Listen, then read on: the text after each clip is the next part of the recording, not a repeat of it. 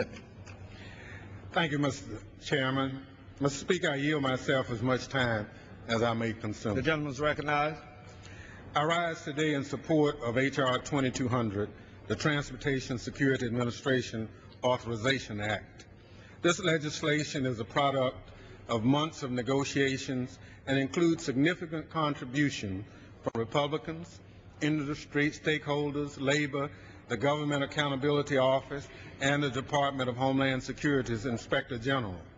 I want to recognize the bipartisan efforts of my colleagues on the committee, most especially Ms. Jackson Lee, the chair, and Mr. Dent, the ranking member. They worked hard to produce a thorough, comprehensive, well-considered bill. H.R. 2200 is the first measure to come to the House floor that fully authorizes the Transportation Security Administration since its establishment in 2001. Since that time, TSA has made significant strides and rolled out several important programs to address security challenges. As a result, today, our transportation systems are more secure than they were on September 11, 2001. However, they are not as secure as they need to be. With the change in administrations, TSA is at a critical crossroads in its 8-year history. H.R. 2200 steers TSA on a course to becoming an effective agency that works to enhance security in all our transportation sectors, partners with key stakeholders, and does a better job of utilizing technology to address gaps in security. Mr. Speaker, this bill fulfills our constitutional responsibility to provide a thorough roadmap to TSA on where it should go the next 2 years. H.R. 2200 authorizes $15.6 billion for TSA for FY 2010 and FY 2011. With these resources, the bill directs TSA for the first time to work to achieve greater parity between security efforts to protect aviation and surface transportation systems.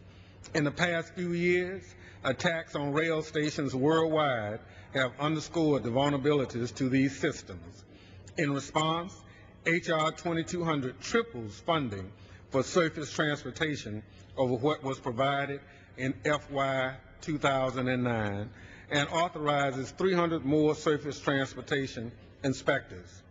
Among its key provisions is the creation of a Transit Security Advisory Committee to provide greater stakeholder input and a Surface Transportation Security Inspection Office to train and manage inspectors.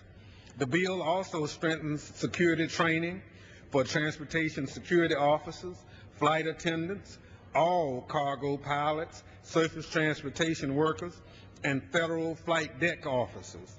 I'm particularly pleased that we were able to include provisions to enhance flight attendants training and reimbursement for pilots participating in federal flight deck officer recurrent training.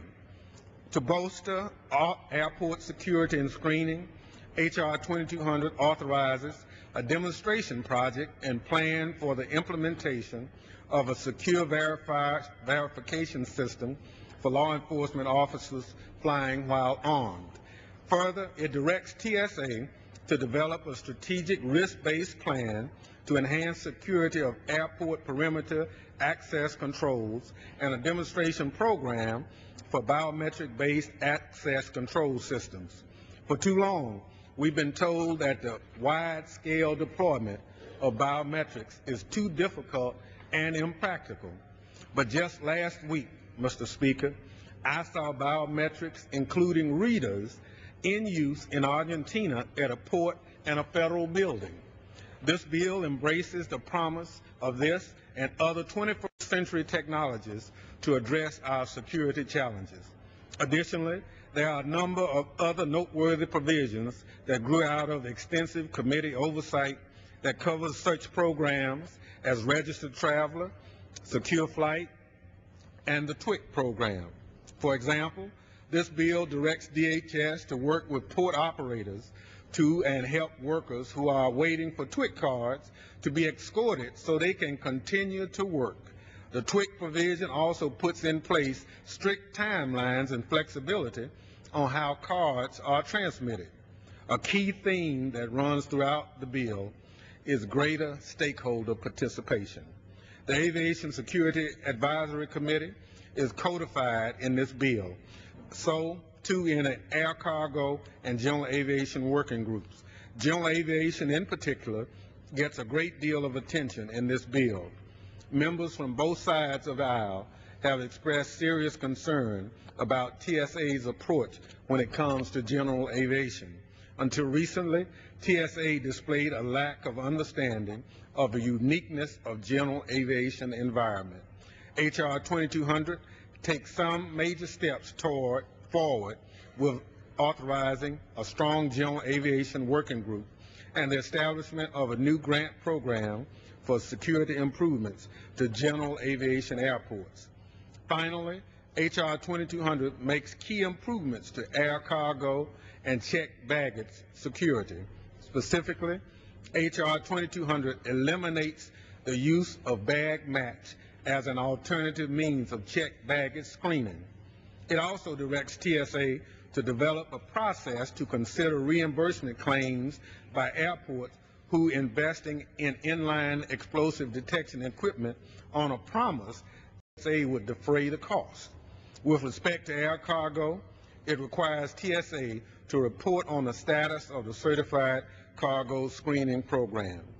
TSA, Mr. Speaker, has testified that the 100% screening requirement for passenger planes will not be achieved by 2010 because TSA has had to expend extensive resources on trying to negotiate international agreements with foreign authorities on inbound international cargo.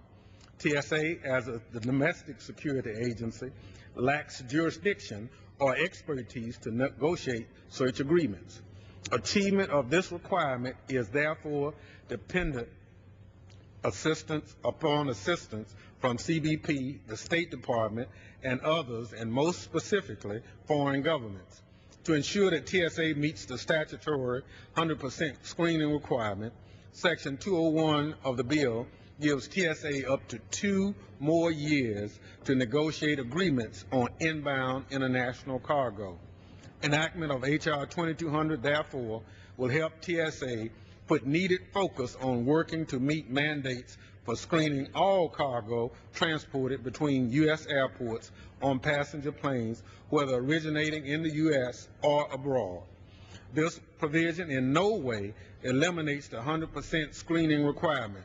Instead, it sets TSA up for success and is responsive to the real-world challenges of implementing the mandate in jurisdictions that TSA has no jurisdiction.